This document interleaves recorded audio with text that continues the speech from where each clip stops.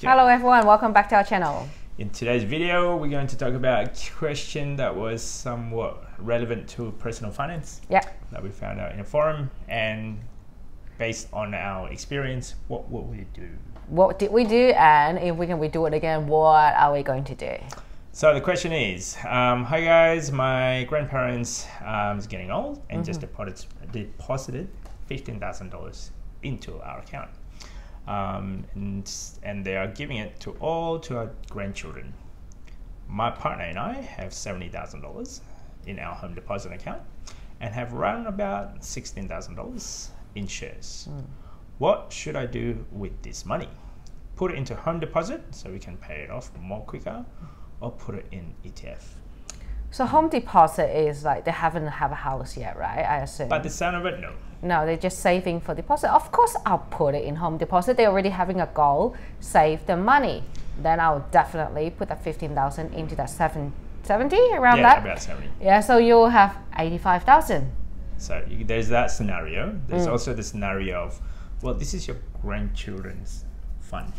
What So do you if mean, have grandparent? children, like Grandparents' if you have children, money. But the sound of it doesn't actually have any kids yet. Yeah. So this saving here, it doesn't sound like they have children because they didn't mention it as well. Okay, yep. So yeah, I would definitely put it on the house deposit. But then there's some part of me saying is like, we should really put this on our kids' saving account, even though we don't have any kids yet. Who knows? Maybe kids are not in the picture. Not in the picture. And well, actually, I was reading some additional information. He said he hasn't have a house, but he's looking to buy something around 350,000. If you scroll down, if 300,000. Oh, okay, I didn't see that one. Okay, 350. So if $350,000, we always recommend 20%. Yep. So 350, 20% deposit, that would be 70,000. Perfect.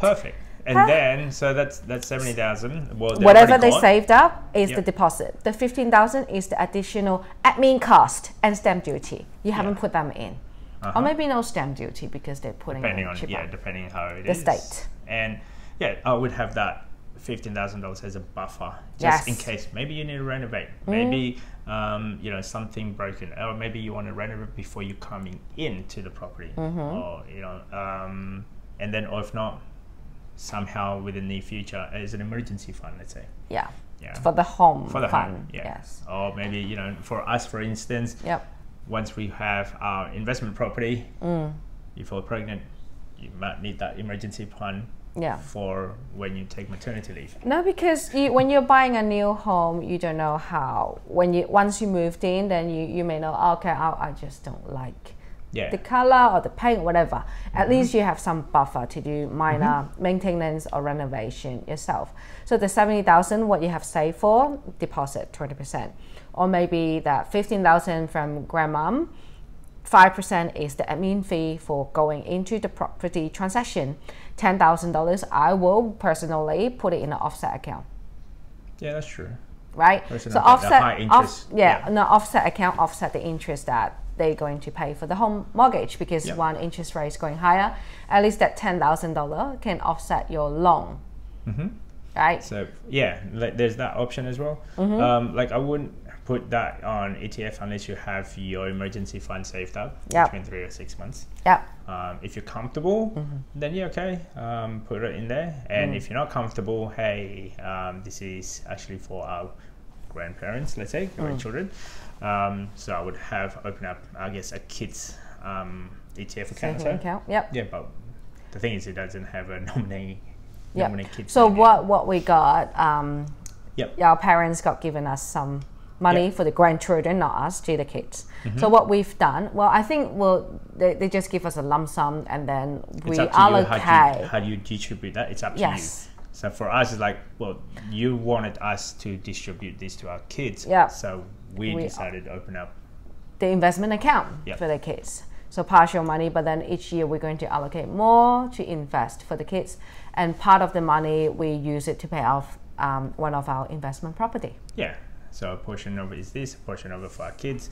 So, but they did actually specify, okay, this is for your kids, but you can do whatever you want to it. Like, okay, gotcha. So there's that side of it. So depending on your circumstances, depending on how depending on what you're trying to achieve as well. Yep. Maybe you want to just put it on a high saving interest rate. Offset, because high saving interest maybe only 4%. Yeah. Offset, you can offset the whole interest rate, maybe 6%. Number, it works. If you have extra money laying there, just put it in an offset account, because that money, and you know you can control yourself, is not spending those money, then you put it in offset. And if you know you got shopping issue, don't put it in offset, because it's just easy access money. Yeah. So overall, your circumstances will be different than ours. Yep. But we did in offset. I remember that we put all the money in offset account just to offset the interest that we had for our properties. Based on our experience, we did at one stage that offset account is actually able to pay off the whole entire mortgage. So that was the reason why we decided why do we need to hang around with our mortgage? And depending on your goal, our goal was to pay off the mortgage as quickly as possible. But sound like he likes to pay it off faster too. Yeah. So if that is the same goal as what we do, yeah, definitely I would go mortgage and then offset account, and then save everything that is possible towards that offset account. Yep. And then at a certain point, if you want to pay off the mortgage, then pay it off. Then at least you can't touch it. Yeah. That's what we did. Like, oh, money's laying here, just pay it off. Then we're not, oh, let's go holiday. No, we don't have the opportunity. We don't have the chance to spend that money. Because what we did was we did a fixed rate for 5 years, and then 2 years. 2 years. Sorry. And then we have like an offset account, and then no, it was variable. We can't do fixed for 2 years. Yeah, that's right. Variable, and then at a certain point, we had enough amount of money that we can actually pay off the property in full. Yeah. I'm like, so what are we waiting on? Don't know. Just pay it off. Yeah, because too much money laying, you just when you see something you like it, you may just want to spend it. Yeah. We didn't have a withdrawal facility, so we just pay it off. Yeah. And then close that account. Like, okay. It's kind of funny when we go through that process. When we call up the bank, it's like, how many people actually do this? No, not a lot. It's maybe not often. Yeah. Maybe one in. I think like on a typical day, you get one person actually paying it off, discharging the mortgage, and I'm like, yeah, that's kind of interesting. So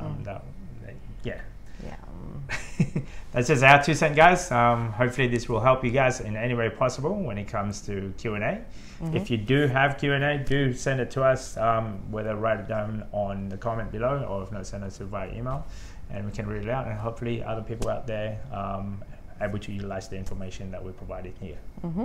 Don't forget to subscribe, comment. See you next time. Bye.